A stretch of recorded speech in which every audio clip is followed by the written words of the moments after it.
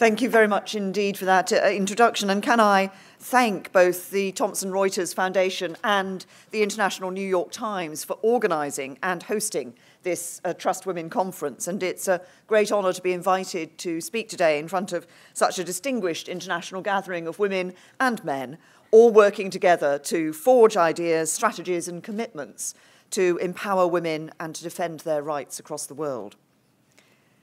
Can I first say that I am proud of the efforts being made by our Foreign Secretary here in the UK to give prominence to women's rights in foreign policy, from their inclusion in peace processes to his groundbreaking initiative to end war zone rape and sexual violence.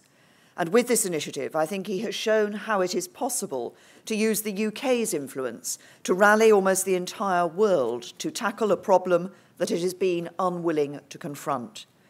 This campaign has the potential to make a real difference to the lives of millions of men, women, and children. And that is what this conference is all about, taking action.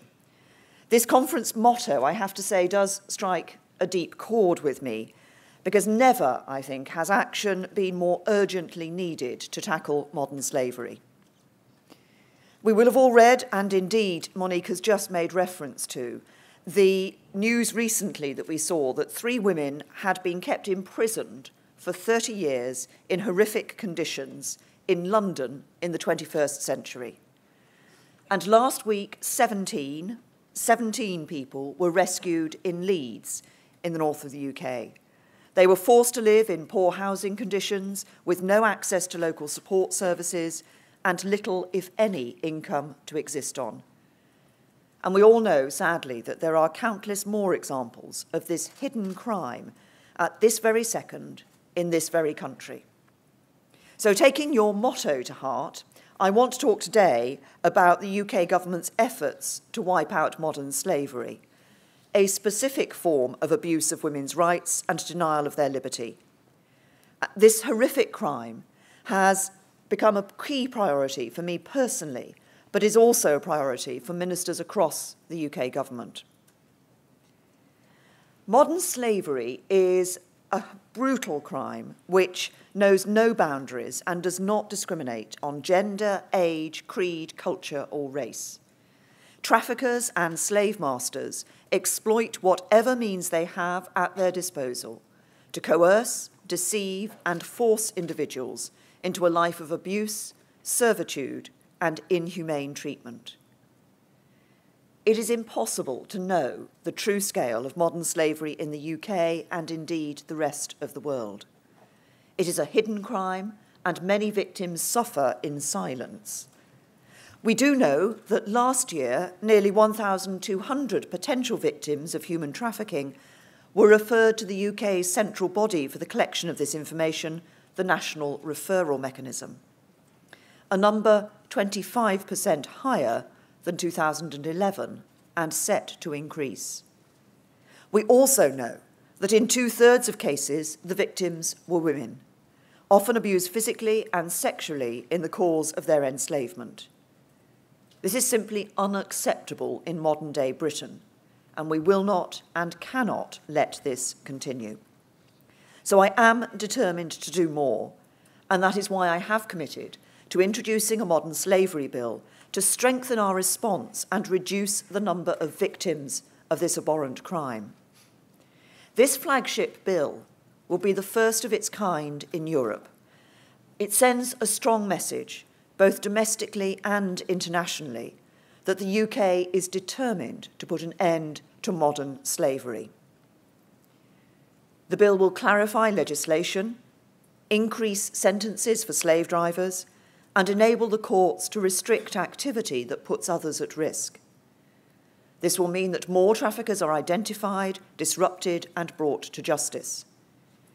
It will also create an important new role, an anti-slavery commissioner, who will galvanise our collective response to these horrible crimes. We will need to make sure that the bill will have the impact that we want, and I'm keen to hear from the frontline workers who see the reality of trafficking every day. They know what will really help victims and stop traffickers. And that's why I have asked Frank Field, a highly respected parliamentarian, to lead a series of evidence sessions over the course of the autumn to hear from experts on how we can make this bill really work. Now, in addition to this bill, earlier this autumn I launched the National Crime Agency. Organised criminals are often behind modern slavery, and the National Crime Agency has created a strengthened central focus for the UK's response to this disgusting crime. Utilising its enhanced intelligence capabilities, the National Crime Agency will be able to identify the routes and the methods used by human traffickers. Working across law enforcement agencies, both in the UK and internationally, the National Crime Agency will relentlessly pursue these organised criminal gangs. The new agency will also improve our international response to human trafficking, which is critical to stopping this horrific trade in human beings. If we are to fight individuals who wish to enslave others, we have to work collaboratively across law enforcement agencies and with the international community. These measures focus on improving the law enforcement response to modern slavery, and this is being done with the victims very much in mind. Indeed, at the Home Office, I've set up a modern slavery unit who will be dedicated to strengthening our efforts on this important issue.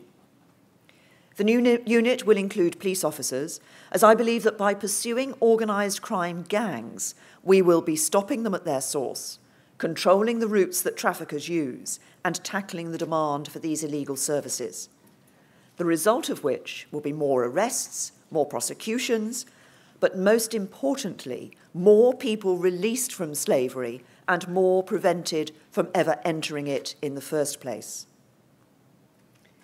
Legislation is only one way of combating this.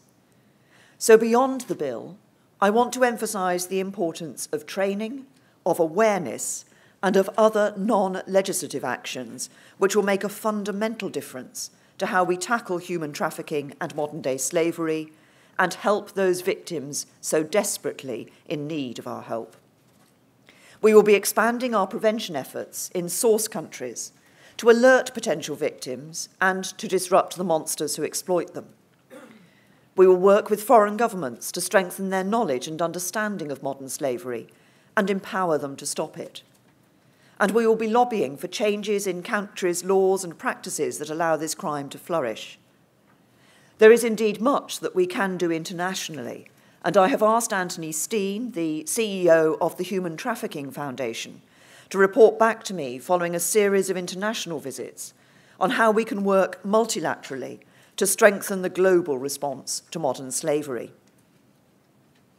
So I hope that you can see that my government is seriously committed to developing a comprehensive approach and response to tackle this growing evil. However, this is not an easy task. Addressing human trafficking and modern slavery brings with it great complexities and challenges, and I believe it is important to be honest about these.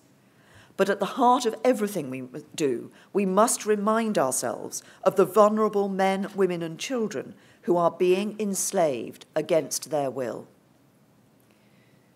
Being a victim of this heinous crime is unique. Perversely, victims do not always recognise that they are victims or that they have been trafficked. Victims are bought and sold as commodities, kept in servitude, and they have little chance of escape. Because they are often forced into a life of crime, they fear not just their traffickers, but the people who should be there to help them, the police and the authorities. When victims are identified, we have found that there are a number of issues that often need to be addressed. Most have been subject to horrendous psychological, physical, or sexual abuse. They may have been betrayed by their family or friends who were involved in their enslavement. And in some cases, they may be worried that their family or friends will be in danger if they speak to the authorities. This can lead to victims missing out on vital support that is available to them. And that is why at the heart of tackling this heinous crime must be the needs and interests of the victim, what choices the victim can make, and what we can do to support them. The national referral mechanism that I mentioned earlier, or the NRM, is a key to this. It was set up to ensure that victims of human trafficking and modern slavery are identified and given the support they need. And I want to make sure that the NRM is operating as effectively and as supportively as possible. And that's why I'm going to be reviewing the operation of the NRM, including its structure and decision-making process. If an adult is identified as a potential victim of human trafficking or modern slavery, they are given access to tailored government-funded support and assistance, which is coordinated by the Salvation Army. A victim is required to have a minimum of 30 days of this. However, we are funding an additional 15 days on top of that. And of course, we need to keep looking at the right length of time for this. At the end of this time, a final decision, known as a conclusive decision, is made on their victim status. Since this government came into power, more victims have received support than ever before, helping them to recover from this terrible ordeal. Where the victim is a child, local authorities have well-established child support arrangements and a statutory duty under the Children Act 2004 to safeguard and promote the welfare of all children in need of protection, including trafficked children. We have put in place a major programme of reform to transform the care system.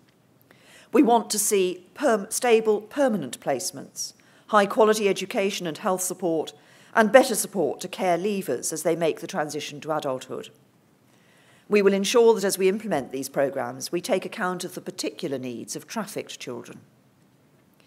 We will also be doing more to help victims return home, to ensure they resettle in the best way possible and in a way that mitigates the risk of re-trafficking.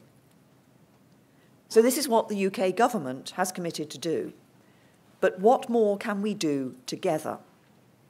We want the private sector to play its part. Companies must be confident that they do not conduct business with suppliers involved in trafficking. The Home Office will work with businesses and the Gangmasters Licensing Authority to prevent the exploitation of workers. But I would also like companies to take the initiative themselves. Household names such as Ford, Coca-Cola, Microsoft and Hilton are already doing so. And I would like this list of businesses to grow and grow. I don't think any of us want to rely on legislation. We would all like to see immediate action.